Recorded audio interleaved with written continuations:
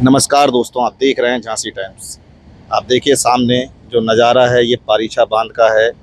पिछले 2 माह से बारिश हो रही है, बांधों से पानी छोड़ा जा रहा है, जिस कारण बेतवा नदी समेत अन्य नदियां जो झांसी के आसपास की हैं उनमें उफान पर हैं।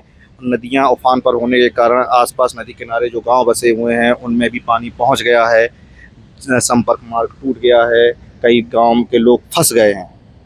आपको हम बता दें कि जिस प्रकार ये मुसीबत बना हुआ है तो वहीं लोगों के लिए लाभदायक भी है, किसानों के लिए लाभदायक है। हालांकि ये जो अभी जो फसल है ये ज़रूर नुकसान हो गई है, लेकिन आने वाली फसल में काफ़ी लाभदायक है, क्योंकि काफ़ी जल स्तर नीचे हो गया था। लेकिन धीरे धीरे जब बारिश हो रही है वो कई सालों का रिकॉर्ड झांसी का टूट गया है। लोगों का अगर हम स्थानीय क्षेत्रवासियों को पहले तो हम बेतवा नदी दिखाते हैं, तो देखिएगा बेतवा नदी किस प्रकार है। देखिए साफ तौर पर दूर दूर तक जहाँ पर ये नदी सूखी रहती थी वो इस समय जो है पानी से लबालब है। बांध लबालब हैं, नदी भी उफान पर हैं।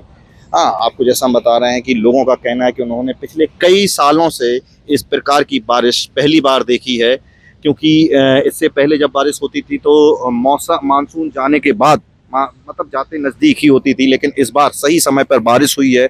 और बारिश ऐसी नहीं हुई है, लगातार बारिश हो रही है, जिस कारण जो पानी का लेवल जो गिर चुका था वो काफ़ी हद तक सही आया है, जिससे कि जो पानी की किल्लत होती थी वो उम्मीद है कि आने वाले दिनों में पानी की किल्लत अब नहीं जूझना पड़ेगा लोगों को।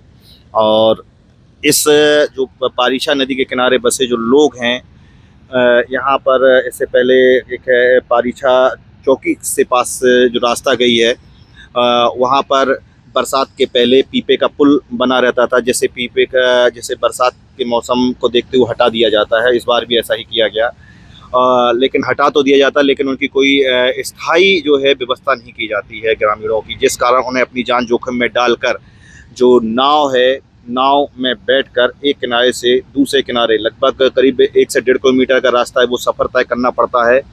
वो वहाँ से निकलते हैं, इसके बाद यहाँ पर आते हैं। और इसमें ऐसा नहीं है कि केवल बड़े ही आते हों, बच्चे हों, बुज़ुर्ग हों, जवान हो, सभी को उसी नाव के सहारे आना पड़ता है। सबसे ख़ास बात तो उस टाइम पे दिक्कत पड़ती है जब कोई महिला या पुरुष बीमार हो जाते हैं और उन्हें चिकित्सा मतलब डॉक्टर की ज़रूरत होती है, ट्रीटमेंट की ज़रूरत होती है, जिस कारण वो अपनी जान जोखिम में डालकर उसी नाव के सहारे यहाँ पर आते हैं, क्योंकि समय बचाना है और पैसा भी बचाना है। क्योंकि जब जो दूसरा रास्ता है वो 40 से 80 किलोमीटर का राउंड पड़ जाता है वो, तो इस कारण से वो अपने समय बचाने के लिए यहाँ से निकलते हैं।